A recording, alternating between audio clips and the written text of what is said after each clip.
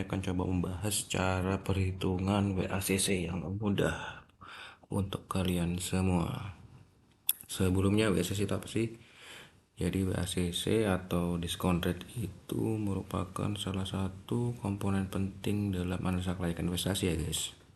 Karena kalau investasi kan dalam kita di suatu bisnis atau suatu instrumen harus tahu patokannya ya.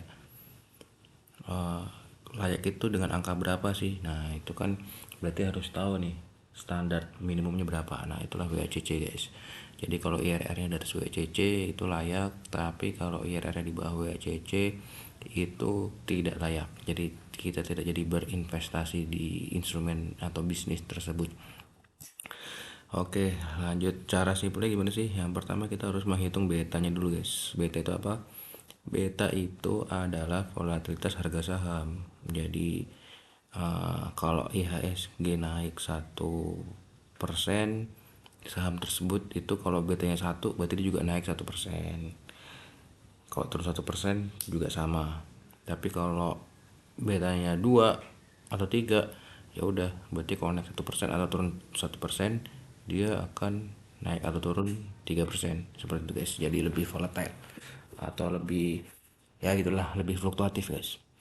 Nah ini sekarang di sini saya ngasih contoh untuk misalnya ini ceritanya ada investor yang mau berbisnis hotel di Indonesia. Nah kita harus ngitung WACC-nya kan. Yang pertama kita harus cari benchmark perusahaan-perusahaan hotel yang sudah TBK atau yang sahamnya sudah diperdagangkan di IHSG. Ini saya ambil 5 contoh ya.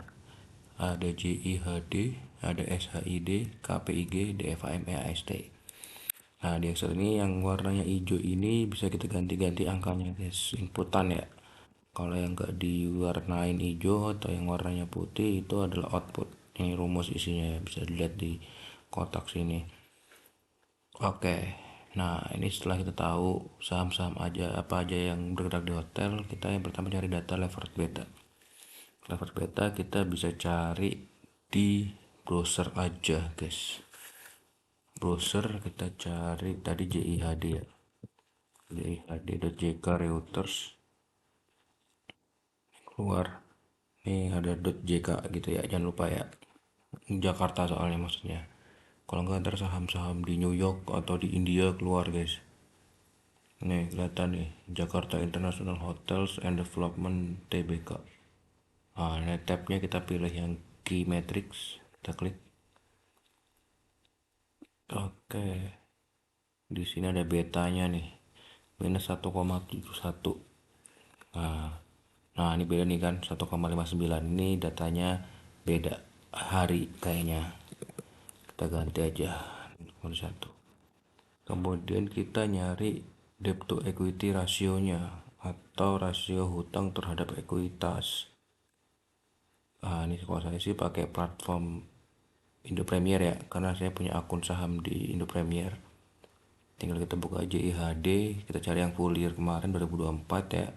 2025 belum ada nih, masih 9 bulan aja, belum 12 bulan. Debt to equity nih 0,37 atau 37%. Nah tax rate nya itu 20%, itu PPh badan yang berlaku di Indonesia. Nah ketemulah unlevered beta 1,32. Maksudnya apa sih dari levered ke unlevered? Jadi menurut para pakar, beta ini dipengaruhi oleh dua hal ini nih. Komposisi utang terhadap ekuitas dan juga pajaknya ya, tingkat pajak di negara itu gitu. Jadi kita mau mempurifikasi lah kalau betanya yang asli ini berapa sih dari bisnis hotel ini tanpa dipengaruhi komposisi utang sama beban pajak gitu. Jadi kita purifikasi lah dari angka ini ke sini. Nah selanjutnya kita hitung juga yang SHED, KPIG, DFAM, EAST, ketemu rata-rata. Dari rata-rata ini kita pakai di rencana bisnis atau rencana investasi yang mau kita lakukan ya. Ini kan dapat angkanya 0,51. Ini dari sini. Nah, di bisnis kita ini misalnya nih dalam contoh ini debt to equity-nya 50% aja gitu. Tax rate-nya sama ya 20% di Indonesia soalnya.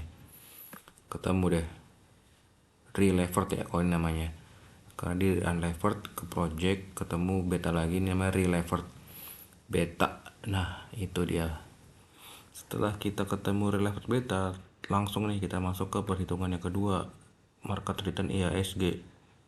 Cara ngitungnya gimana? Nah, kita intinya IHSG dari awal mulai nih, ini ceritanya IHSG itu 1982 ternyata guys, udah mulai buka sampai sekarang gitu.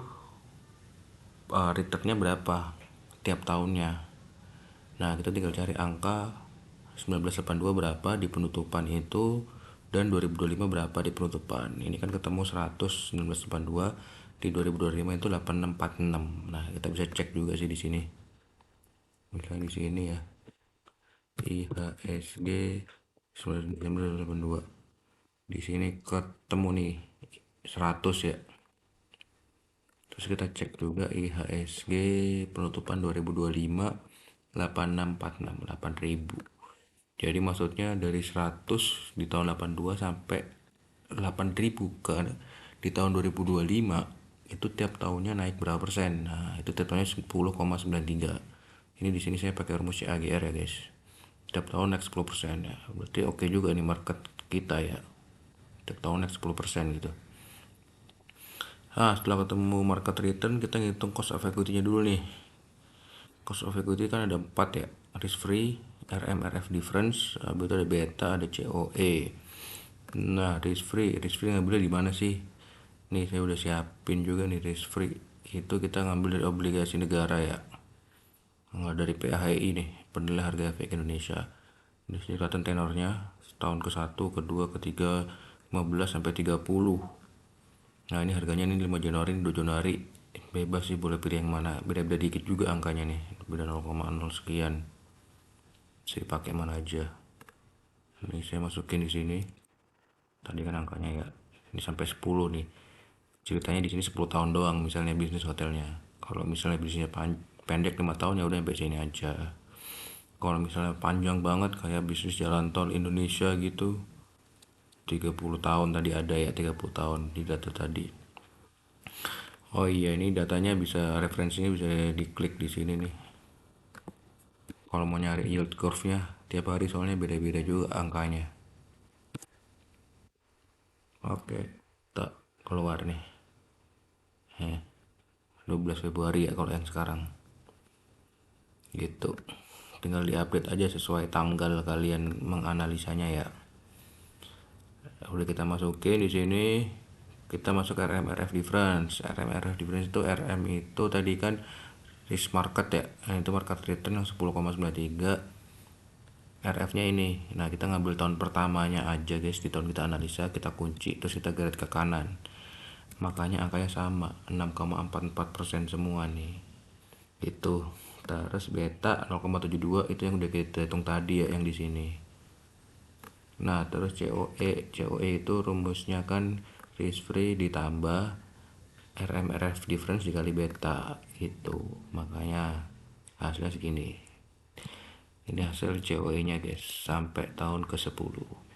Bisa dilihat ya, semakin ke belakang semakin tinggi nih. Artinya semakin ke belakang itu tingkat return yang diharapkan semakin tinggi bagi investor. Karena resikonya juga semakin tinggi ya. Kita nggak tahu 5 tahun ke depan atau 10 tahun ke depan ada perang dunia ketiga atau keempat gitu ya. Tiba-tiba kiamat juga kan nggak tahu juga. Jadi resikonya makin tinggi. Lanjut perhitungan cost of debt yang keempat. Nah kalau cost of debt yang keempat ini, itu kita bunga pinjaman nih. Misalkan di hotel ini kita minjam sebesar 10%. Terus tahun ke satunya 10,15, tahun kedua 10,3 gitu. Beda-beda. Tapi kalau minjem selama 5 tahun angkanya sama, ya udah samain aja sih. Nggak floating gitu ya. Tax rate-nya juga sama, 20% kan Indonesia. Nah, cost of debt-nya itu bunga pinjaman dikali 1 min tax. Makanya ketemu angka segini, cost of debt. Kemudian yang kelima perhitungan WCC. Nah, ini akhirnya nih. Jadi misalnya di sini saya anggapnya 1 miliar ya bikin hotel ya. Hotelnya murah banget sih ini. Kayaknya Oyo nih kayaknya. 500 juta sama 500 juta. 500 juta pinjam bank, 500 juta modal sendiri. Berarti 50%, 50%.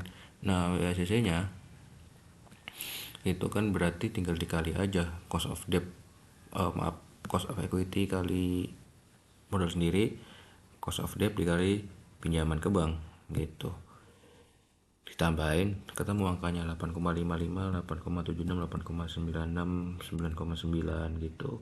Jadi ya harusnya sih investasi hotel itu kalau mau layak di tahun pertama itu harus untung 8,76, tahun kedua harus untung 8,96, tahun ketiga harus untung 9,4, dan tahun ke-10 di atas 9,99. Ya intinya sih guys, kalau mau bisnis hotel ini harus di atas 10% lah, 12% atau 15% baru tuh layak bikin hotel di Indonesia. Oke, kalau mau file Excelnya bisa langsung klik link di deskripsinya ya guys. Oke, thank you.